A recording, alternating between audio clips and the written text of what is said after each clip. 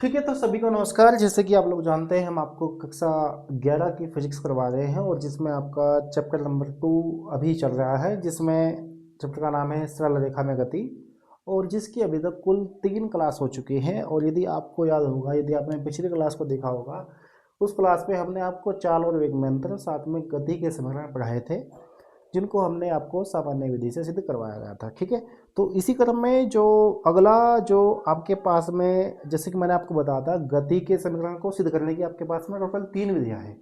एक है सामान्य विधि, एक है ग्राफी विधि, और एक है आपके पास में समाकलन वाली विधि। ठीक है, तो अब जो चलेगी आपकी चलेगी वो है ग्राफी विधि। लेकिन ग्राफी विधि को सीखने से पहले आप लोगों को हम गति से संबंधित कितने ग्राफ होते हैं और क्या क्या उनके मुख्य बिंदु है वो सब बताएंगे, क्योंकि ग्राफ के सवाल अक्सर पेपर में भी आते हैं। दूसरा, कंपटीशन में तो अवश्य आते हैं। आपने देखा भी होगा, हर एक कंपटीशन में आता है, तो कोई ऐसा कंपटीशन नहीं है जहाँ पर ग्राफ का सवाल ना आया हो। तो इसलिए सबसे पहले हम आपको ग्राफ सिखाएंगे और ग्राफ के बाद में फिर हम आपको ग्राफी विधि से तीनों समीकरणों को सिद्ध भी करवाएंगे। ठीक है, तो अब जो आपके पास में हेडिंग है वो है गति संबंधी ग्राफ। क्या हेडिंग है? गति संबंधी ग्राफ। ठीक है, ये तो हुआ जी आपके पास में हेडिंग कि गति से संबंधित क्या क्या ग्राफ है और क्या क्या ग्राफ नहीं है। अब इसमें यही होगा आपका सबसे ज़्यादा कि गति से संबंधित क्या क्या ग्राफ है और इसमें क्या क्या मेन बिंदु है। ठीक है, तो अंग्रेजी में बोलते हैं इसको ग्राफ रिलेटेड टू मोशन, चाहे आप लोग अंग्रेजी में लिख लीजिए, ग्राफ रिलेटेड टू किससे है? मोशन से। ठीक है, ये मोशन से रिलेटेड ग्राफ है। अब इनके बारे में ही हम लोग आपको पढ़ाएंगे। देखिए देखिए टोटल आपके पास में 3 प्रकार के ग्राफ है। एक तो है समय विस्थापन, एक है समय वेग और एक है समय त्वरण। ठीक है, समय विस्थापन भी है, समय वेग भी है और समय त्वरण भी है। तीनों प्रकार के ग्राफ हैं और आपको हम तीनों के बारे में डिटेल से पढ़ाएंगे कि तीनों क्या क्या होते हैं। और देखिए, सबसे पहले आप ये समझिए कि ग्राफ करते क्या है। देखिए, आप लोग बहुत सारे सवाल करते हैं, कोई सवाल है आपको सिंपली पढ़ करके समझ में नहीं आता कि वो क्या बोलना चाह रहा है क्या नहीं, लेकिन ग्राफ कैसी चीज़ है।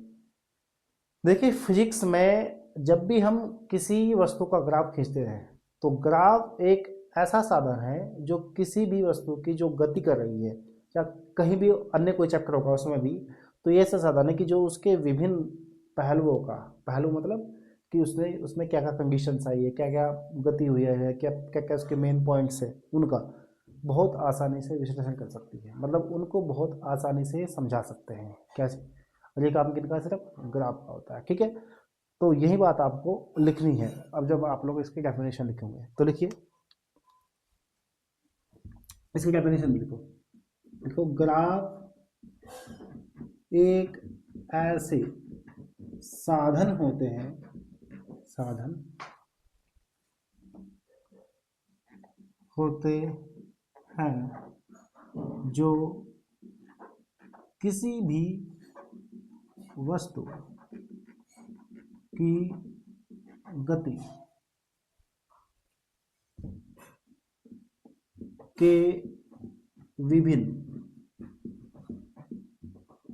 पहलू, पहलू का मतलब होता है बिंदु, लिख दो आज यहाँ पे एक ही बात, पॉइंट्स मतलब पहलुओं ऑब्लिक, लो मैंने लिख दिया, बिंदुओं को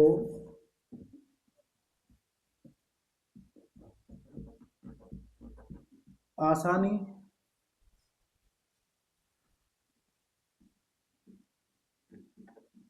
से विश्लेषण, विश्लेषण का मतलब होता है व्याख्या, क्या मतलब होगा उसका?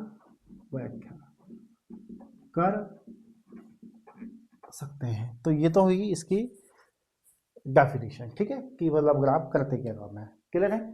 अब हम बताएंगे कि ग्राफ में, जैसे कि आपको पता है, आप लोगों ने ऐसी बात नहीं, कक्षा 10 में भी ग्राफ खींचे होंगे, सभी ने खींचे होंगे। आपके पास में चैप्टर था एक, यदि आप लोगों ने गणित पढ़ा है तो उसमें एक चैप्टर था 2 चरों वाले रैखिक समीकरण, और वहाँ पर 2 चरों वाले रैखिक समीकरणों को हल करने की एक विधि ग्राफी विधि भी थी, क्योंकि टोटल थी आपके पास में 4 विधियाँ। चारों विधियों में से एक विधि आपके पास में ग्राफीय विधि भी थी। याद है ना आपको, एक विलोपन विधि थी, एक प्रतिस्थापन विधि थी, एक वर्गगुणन विधि थी और एक का नाम ग्राफीय विधि भी है उसमें से। यदि आपने किया होगा तो आपको पता होगा। तो आपको पता भी है कि ग्राफ में दो चीज़ होते हैं, एक एक्स एक्स और एक एक्स और एक वाई एक्स और एक्स एक्स। आप लोग ये जानते होंगे अच्छे से, क्योंकि आप लोग ग्राफ ऑलरेडी खींच चुके हैं। मतलब ये इस टाइप से होता है, आप ऐसे समझिए, ये होता है एक्स एक्स और ये होता है वाई एक्स, और यहाँ पर होता है मूलभूत। इधर भी कर सकते हैं एक्स डैश वाई डैश, लेकिन उसकी आवश्यकता आपको नहीं है। वो कभी किसी स्पेशल केस में जरूरत पड़ेगी तो तब हम आपको बता देंगे कि इसकी क्या आवश्यकता है क्या नहीं है। ठीक है, क्लियर है। अब ध्यान दीजिए, देखिए देखिए इसमें जो ग्राफ अक्ष, ये जो इसमें ग्राफ खींचते हैं गति में, इसमें दो एक्सिस है, एक एक्स एक्स और एक वाई एक्स। ठीक है, इसमें एक तो अक्ष होता है आश्रित अक्ष, आश्रित मतलब डिपेंडेंट, और एक होता है स्वतंत्र यानी कि इंडिपेंडेंट। तो एक तो अक्ष होता है इसमें स्वतंत्र, कि इसमें जो भी स्वतंत्र राशि है वो आएगी स्वतंत्र वाले अक्ष पर, और जो डिपेंडेंट राशि है मतलब आश्रित है दूसरे पर, वो आएगी वाई अक्ष पर। तो मतलब कहने का मतलब ये है कि एक्स अक्ष तो होता है स्वतंत्र और जो वाई अक्ष है वो होता है आश्रित।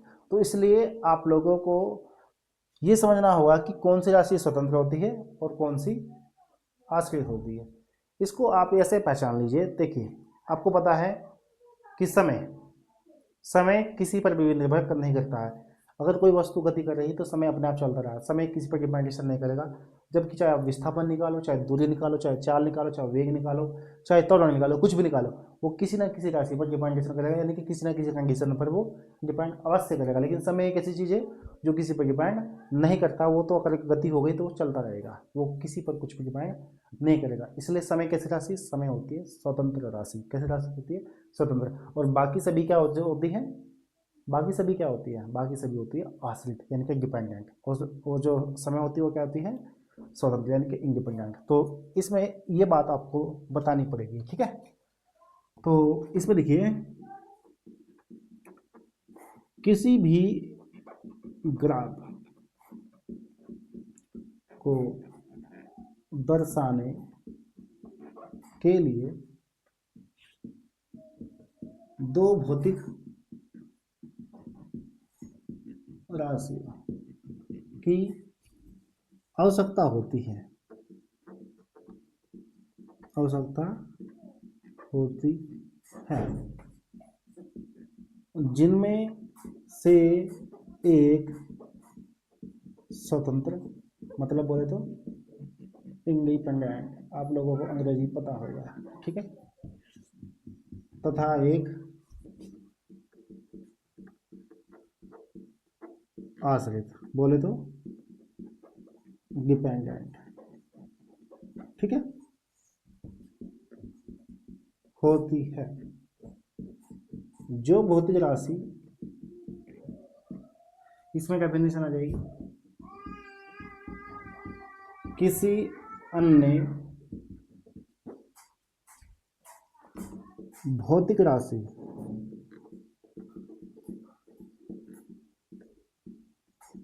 पर निर्भर नहीं करती है,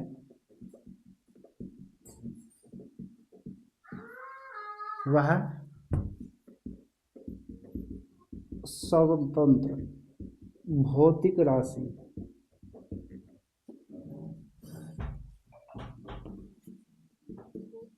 होती है और उसे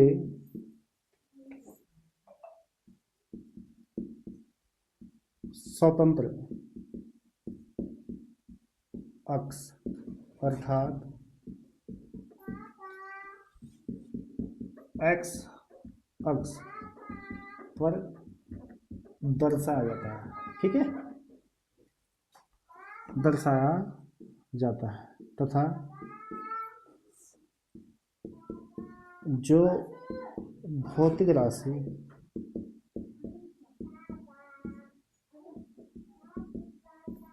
अन्य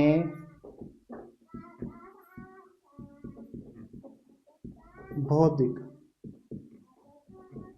राशियों पर निर्भर करती है उसे आश्रित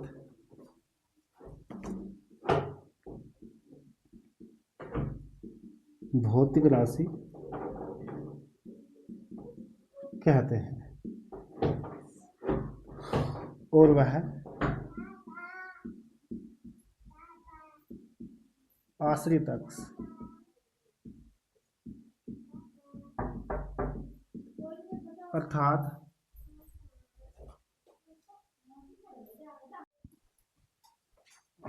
अर्थात कौन सा अक्ष भाई, वाई अक्ष, वाई अक्ष पर दर्शाया जाता है। फिर एक बात इसमें और बतानी है, वो क्या बतानी है, चूंकि समय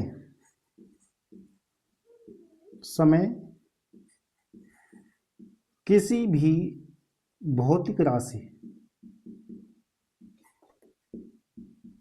पर निर्भर नहीं करता है, इसलिए यह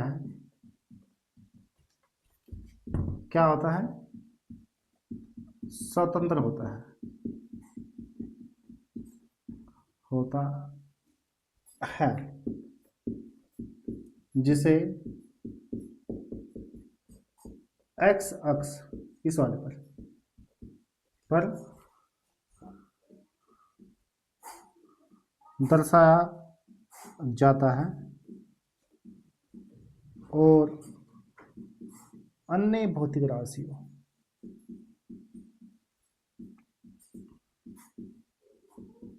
को वाई अक्ष पर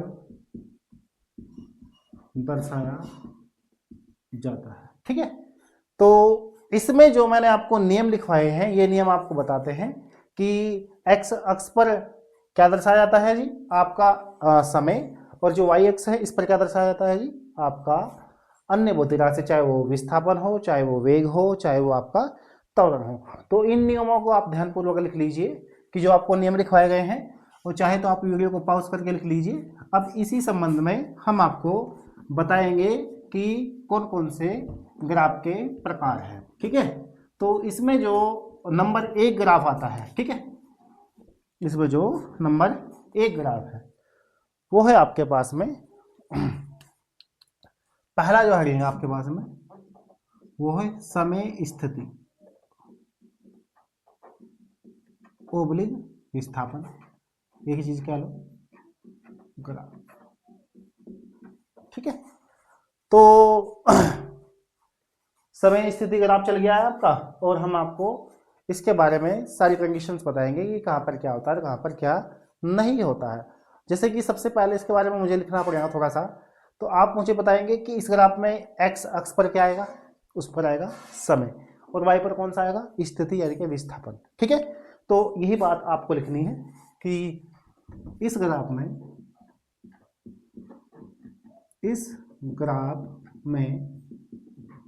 एक्स अक्ष पर समय को तथा वाई अक्ष पर विस्थापन को दर्शाया जाता है, और यह ग्राफ क्या कहलाता है, और यह ग्राफ समय विस्थापन ग्राफ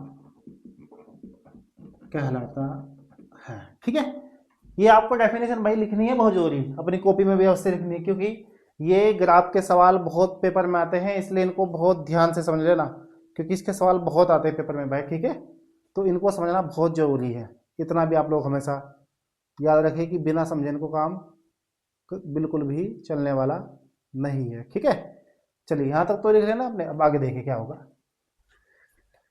अब देखिए इसकी स्थितियाँ, इसकी निम्न स्थितियाँ, मैं आपको इसकी कुछ स्थितियाँ करवाऊंगा, यानी कंडीशन से क्या क्या है।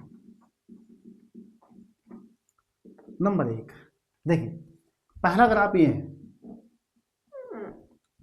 आप थोड़ा सही से बनाना, हो सकता है मुझसे इतना अच्छा ना बने।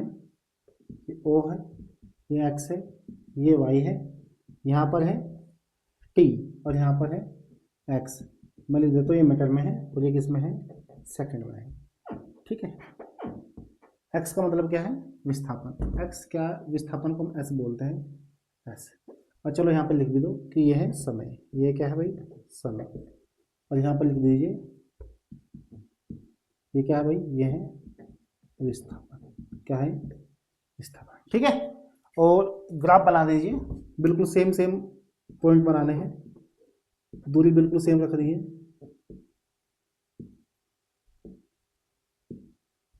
ठीक है, ये हो गया। इसमें आप लोग यहाँ पर दिखा दीजिए 10 सेकंड, 20 सेकंड, 30, 40 और 50। और यहाँ पर 10, 20, 30, 40 और 50 ऐसे दिखाया था ग्राफ। तो समझ कीजिए कि पहला ग्राफ है आपके पास में, वो मिल गया जी आपको एक सीधी रेखा। कैसे मिल गया जी, सीधी रेखा। नाम दे दीजिए इसका ए और बी। तो इस ग्राफ में क्या खासियत दिख रही है आप लोगों को, ये पहले कंडीशन का ग्राफ है। अगर आप लोग इस ग्राफ में ध्यान से देखेंगे तो ये है दूरी, ये क्या है भाई, ऊपर को दूरी और इधर को क्या क्या चल रहा है, समय। तो अगर आप लोग ध्यान से देखेंगे कि इस ग्राफ में, इस वाले ग्राफ में ये आपको एक सीधी रेखा के रूप में प्राप्त हो रहा है। बिल्कुल एक सीधी रेखा है ना, सरल रेखा के रूप में प्राप्त हो रहा है। ठीक है, और इसमें क्या हो रहा है कि इसमें समय तो बढ़ रहा है लेकिन दूरी में कोई भी परिवर्तन नहीं हो रहा है। पक्का नहीं, आपको दिखाई देगा, देखो समय तो इधर को बढ़ता रहा है लगातार, ग्राफ भी बढ़ रहा है इधर को, समय बढ़ा है, लेकिन क्या दूरी ऊपर को गया है, नहीं गया ना। तो इसका मतलब क्या है कि इस ग्राफ में क्या हो रहा है कि वस्तु का समय तो बदल रहा है परंतु स्थिति नहीं बदल रही है। इसका मतलब क्या है कि यह वस्तु किस में है, विराम अवस्था में है। ये बिल्कुल आपके पास में ऐसा फिगर बना देगा पेपर में और पूछ लेगा कि दर्शाए गए ग्राफ में वस्तु किस अवस्था में है। आपको बताना पड़ेगा कि वो विराम अवस्था में है, गतिमान अवस्था में है, त्वरित अवस्था में है या फिर मंदित अवस्था में। 4 ऑप्शन होंगे, आपको बताना होगा कि कौन सा नहीं। तो आपको पता हो जाना चाहिए, क्योंकि इसमें क्या है, समय तो बदल रहा है लेकिन उसके स्थिति में कोई भी परिवर्तन नहीं हो रहा है। इसलिए आपको ये बात मैं लिखवा देता हूँ। तो क्या लिखेंगे, इस ग्राफ में समय के साथ वस्तु की स्थिति में कोई परिवर्तन नहीं हो रहा है। ठीक है, इसलिए ग्राफ एक सरल रेखा AB के रूप में प्राप्त होता है, जिसका अर्थ यह है कि यह वस्तु विराम अवस्था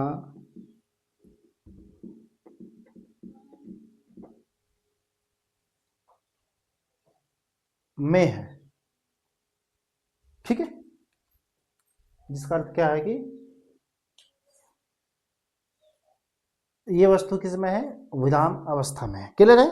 तो ये बताइए कि मुझे इसमें आपको समझने में कोई दिक्कत आई है क्या, कि विराम अवस्था वाला ग्राफ कैसा होता है कैसा नहीं है। ठीक है, अगर आपके पास में पेपर में आ गया है और आपसे ऑप्शन में पूछ लिया गया है कि ये किस टाइप का ग्राफ है, तो आप लोगों को तुरंत बता देना चाहिए कि ये आपका विराम अवस्था का ग्राफ है। अब देखिए, इसको नोट कर लीजिए, फिर मैं आपको कहीं दूसरा बता रहा हूँ, क्योंकि मैं बार बार ग्राफ नहीं बनाऊंगा, बार बार तो आप बनाएंगे, मेरा तो एक से ही काम चल जाएगा। ठीक है, अब देखिए जो मैं अगला ग्राफ बनाने वाला हूँ, ध्यान दीजिए। इसमें बनाई मैंने भाई ये वाला ग्राफ। ठीक है, और इसमें क्या खासियत है, अगर आप लोग ध्यान से देखें, मैं ए देता हूँ उसको बिंदु, यहाँ पर बी दे देता हूँ। इसमें क्या हो रहा है देखो, अगर आप लोग ध्यान से देखेंगे, ये देखो यहाँ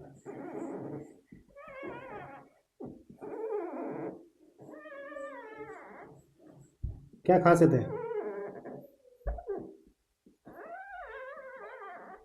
हाँ, ये बहुत अच्छा ग्राफ है। और ये न्यून कोण बना रहा है यहाँ पे, ये कैसा कोण है, एंगल न्यून कोण है। खासियत क्या है, आप देख रहे होंगे कि समान समय अंतराल में समान ही दूरी तय कर रहा है, यानी कि समान दूरी अविस्थापन एक चीज हो गई यहाँ पे। तो इस ग्राफ में क्या है, अरे यार वो ये मिट गया है, आप लोग लिख लेना इसको, तो ऐसे भी आपको बताएगी यहाँ पर क्या लिखा हुआ है, कभी आप समझोगे ये क्या चीज़ है ना, आप लोग जानते हैं यहाँ पर क्या चीज़ें हैं। ठीक है, तो इसमें क्या लिखेंगे बताओ,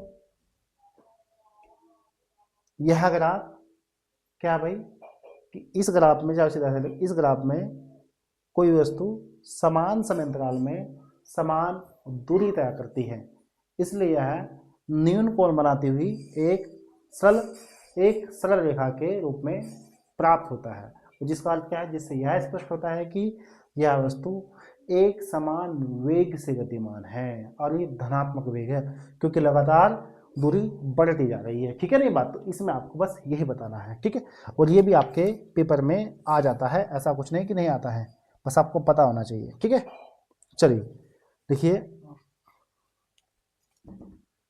नंबर है 2, यह ग्राफ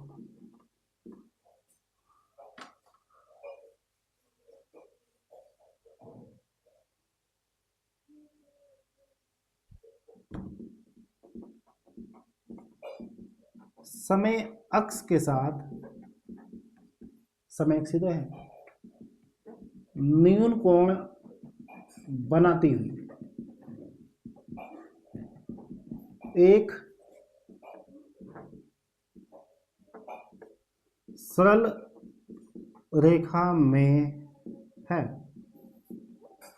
जिसका अर्थ यह है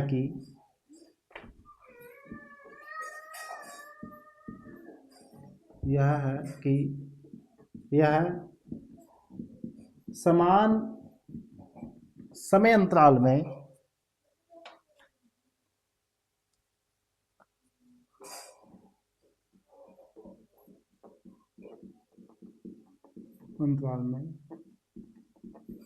समान दूरी तय करती है। ठीक है, समान समय अंतराल में क्या कर रही है, समान दूरी तय करती है, अर्थात यह वस्तु एक समान धनात्मक वेग से गतिमान है। कैसे वेग से गतिमान है, धनात्मक वेग से, क्योंकि लगातार वेग बढ़ रहा है, दूरी लगातार बढ़ती जा रही है। तो इसलिए इसका मतलब क्या है, ये भी आपके पास में ऑप्शन में आ सकता है, 4 ऑप्शन होंगे आपके पास में, समझ रहे ना, और आपको बताना पड़ेगा कि कौन सा है और कौन सा नहीं है। क्लियर है, कोई दिक्कत तो नहीं है। चलिए अब आप इसको भी लिख लीजिए और फिर मैं आपको नंबर 3 बताता हूँ। ठीक है, आपको साथ साथ में नोट कर दें भाई, मैं अगर आपको बार बार नहीं बनाऊंगा, मेरा तो काम एक से चल जाएगा, बस आप लोग इसको नोट करते रहिए। और उम्मीद है कि आपने लिख लिया होगा। इसका मतलब क्या भाई, एक समान वेग है, धनात्मक है। अब जो अगला है उसमें मैं बताऊंगा आपको ऋणात्मक वेग वाला, कौन से वाला,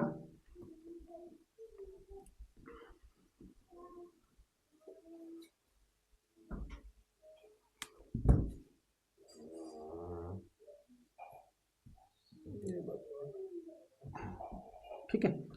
इस बार ये है ग्राफ, ये एंगल कौन सा है, अधिक कोण है, आप लोग समझ रहे होंगे, और यहाँ से आप समझ ही सकते हैं। चाहे तो यहाँ पर दिखाना चाहते हो तो दिखा दो, नहीं दिखाना चाहते तो मत दिखाओ, कोई कोई बड़ी बात नहीं।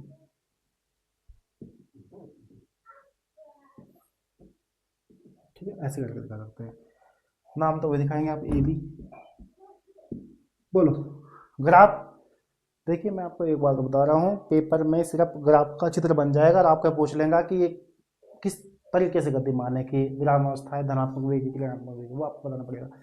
इसमें क्या है, इसमें भी सेम कंडीशन है कि इस ग्राफ में वस्तु समय अक्ष के साथ अधिक कोण बनाती हुई दिशा में, कौन है, अधिक कोण बनाती हुई दिशा में एक सरल रेखा प्राप्त होती है, और जो समान समय अंतराल में समान दूरी तो तय करी है ना, ये तो बात पक्का है कि समान में समान दूरी तय करी, लेकिन क्या है, लगातार कम होता जा रहा है। लगातार क्या हो रहा है, देखो समय बढ़ता जा रहा है, दूरी लगातार क्या होती जा रही है, तेरे को कम होती जा रही है। तो इसका मतलब क्या है कि ये इस बार ब्रेक लग रही है। ब्रेक का मतलब क्या है कि वेग आपके पास में ऋणात्मक है। ठीक है, तो वही आपको लिखना पड़ेगा। देखिए इस ग्राफ में नंबर 3, इस ग्राफ में समय अक्ष के साथ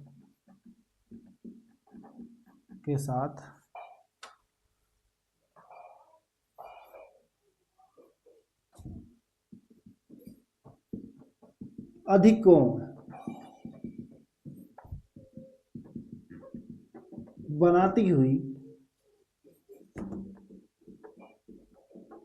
सरल रेखा प्राप्त होती है, जिसका अर्थ यह है कि यह वस्तु समान समय अंतराल में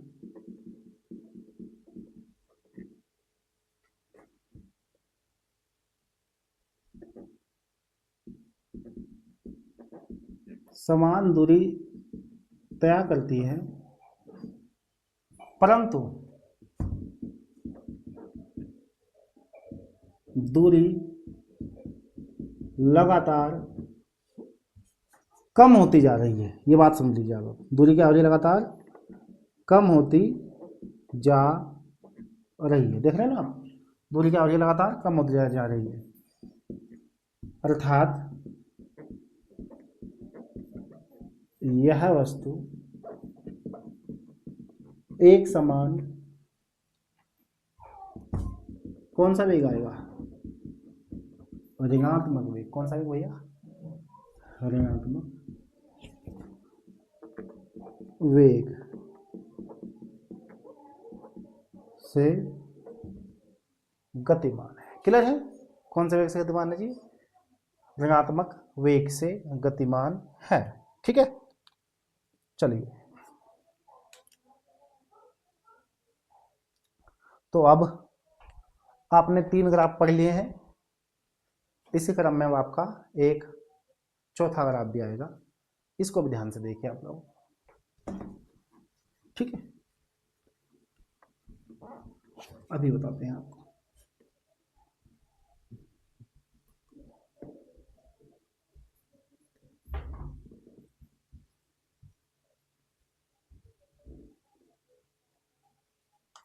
चलिए ये ग्राफ ये हैं, थोड़ा देख लीजिए इसके बारे में।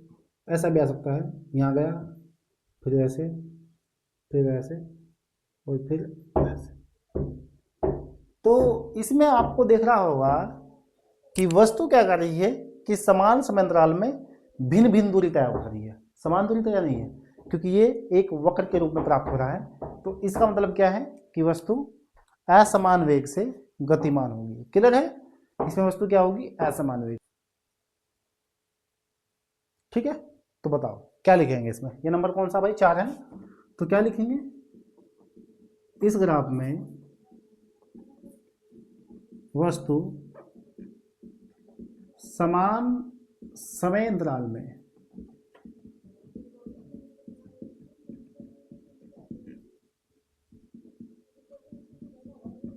भिन्न भिन्न क्या है,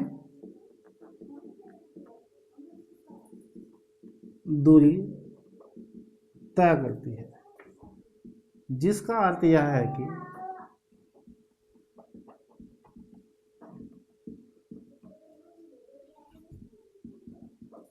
वस्तु असमान वेग लिख दो या फिर आप लोग 4 लिख दो से गतिमान है। यह हुआ ऐसे ग्राफ के मतलब, और चाहिए एक वक्र के रूप में प्राप्त हो, चाहे ये भी लिख दो, और यह है एक वक्र के रूप में प्राप्त होता है। क्लियर है, तो इसको आप लोग लिख दीजिए। मुझे लग रहा है कि यहाँ तक कोई दिक्कत नहीं होगी आपको किसी को भी। ठीक है, अब इसी क्रम में एक और ग्राफ है, जो बहुत ही इम्पोर्टेंट है, उसको भी देख लीजिए। यह है नंबर 5।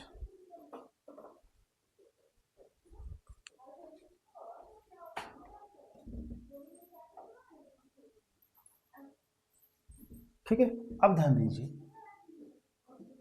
अब है ग्राफ नंबर 5।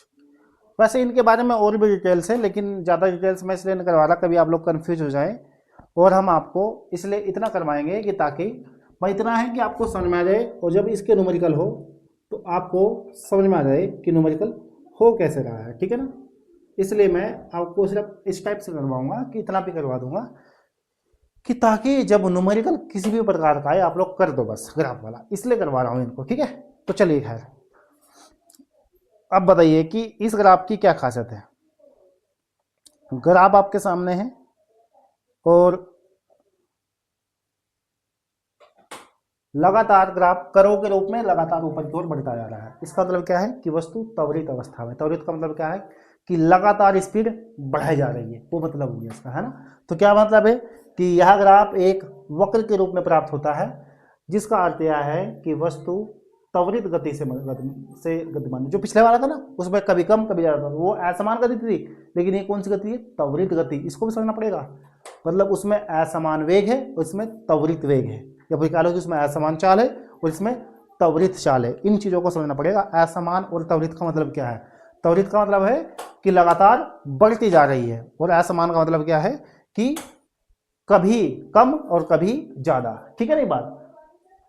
तो अब आप इसके बारे में ही लिखना शुरू कीजिए। तो लिखिए, लिखिए, नंबर है कौन सा, 5। लिखो, यह ग्राफ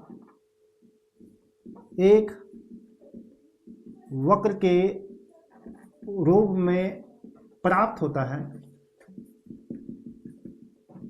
जिसका अर्थ यह है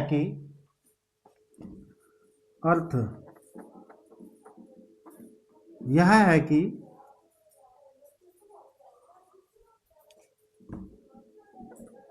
वस्तु का वेग असमान तो है, पक्की बात है, असमान है, परंतु यह त्वरित वेग से, वेग ओब्लिग चाल से गति कर रही है। क्यों गति कर रही है, क्योंकि इसमें दूरी लगातार बढ़ती जा रही है। दूरी क्या हो रही है, लगातार बढ़ती जा रही है, और इसके दो मुख्य बिंदु भी है, इसके दो मुख्य बिंदु भी है। क्या है वो, इसी ग्राफ के है। वो क्या है, पहला बिंदु क्या है कि ग्राफ का ढाल जितना अधिक होगा उसका वेग भी उतना ही अधिक, मतलब ये वाला जो ढाल है, ये जितना ज्यादा अधिक होगी स्लोप, उतना ही वेग क्या होगा, अधिक होगा। नंबर 1 पॉइंट ये है, ग्राफ आ सकता है उसमें क्या नाम ऑप्शनल में, का ढाल,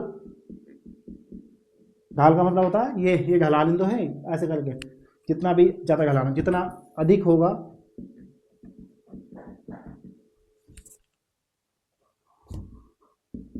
वस्तु का वेग उतना ही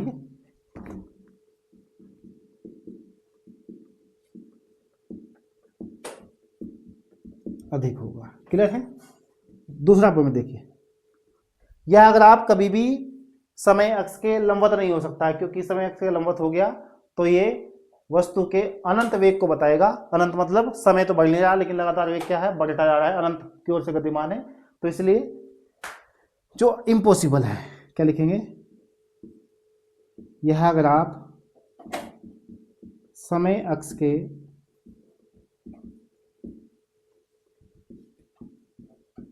समांतर होगा तो वस्तु का वेग,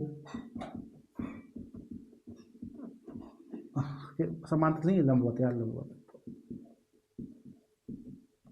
समांतर तो इसके होगा, लंबवत होगा तो वस्तु का वेग अनंत होगा, जो कि असंभव है। ठीक है, जो कि क्या है, असंभव है। तो 2 पॉइंट आपको पता चल गया ना कि क्या क्या है क्या क्या नहीं है। ठीक है, और अब तो इस प्रकार आप लोगों ने, अब इसमें बाकी और भी पॉइंट है, लेकिन वो पॉइंट अगर मैं पढ़ाऊंगा आपको तो मुझे लग रहा है कि आप कन्फ्यूजन ज़्यादा पैदा हो जाएगा, इसलिए उनको बता करके कोई फ़ायदा नहीं है। तो इस ग्राफ में, समय विस्थापन ग्राफ में हम इतना ही आपको बताएंगे। अब हम अगला आपको समय वेग और समय त्वरण ग्राफ के बारे में बताएंगे, जिसको हम थोड़ा सा इजीली बताएंगे, क्योंकि सब कुछ पॉइंट वहीं आएंगे जो इतने इसमें पाँचों के पाँचों पॉइंट, लेकिन उन पाँचों पॉइंट को हम थोड़ा इजीली डिफाइन करेंगे, क्योंकि ज़्यादा डिफाइन कर देंगे तो फिर बड़ी दिक्कत आ जाएगी। तो समझ लीजिए कि बस आपको क्या करना, अगले जो ग्राफ आएंगे यहाँ पर समय है तो एक में यहाँ पर वेग आ जाएगा और एक में यहाँ पर त्वरण आ जाएगा। पॉइंट सब कुछ वही बनेंगे, बस वेग की जगह, सॉरी जहाँ पर क्या नाम आपका आपके पास में वेग था वहाँ पर त्वरण हो जाएगा। इस टाइप से चीज़ें बदल जाएगी थोड़ी बहुत, बाकी कुछ नहीं होगा। तो पहले आप इनको नोट कर लीजिए, फिर हम आपको अगले ग्राफ बताते हैं। ठीक है,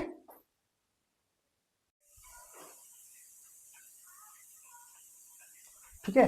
तो बताइए इस ग्राफ को आपको समझने में कोई भी दिक्कत हुई है क्या? अगर कोई दिक्कत हुई तो आप हमें बताइए। तो देखिए, अगर मैं इस वीडियो में आपको समय वेग और समय त्वरण अगर आप करवाऊंगा तो फिर ये वीडियो बहुत लंबी हो जाएगी, और क्योंकि 35-40 मिनट का लेक्चर बहुत होता है, फिर आपको पता है कि बोरियत सी होने लगती है।